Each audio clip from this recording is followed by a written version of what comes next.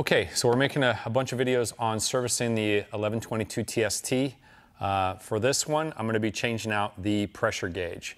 So all you're going to need for this is a Krensler pressure gauge, some Teflon tape, and a 14mm open-end wrench.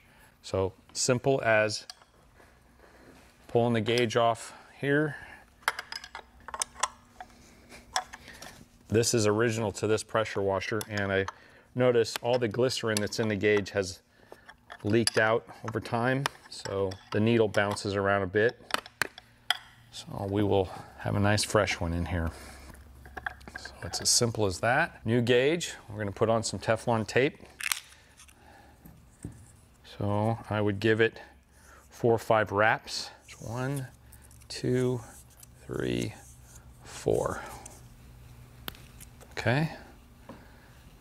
Just thread it on here. Now, the only thing you really need to worry about is that it's tight enough and that the gauge is facing the right way. So you want it to face just like a clock. You want the bottom of the gauge here at the bottom, towards the bottom of the machine.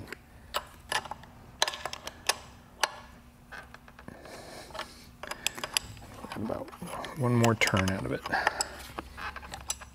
So this gauge does see operating pressure, so you definitely want it tight enough.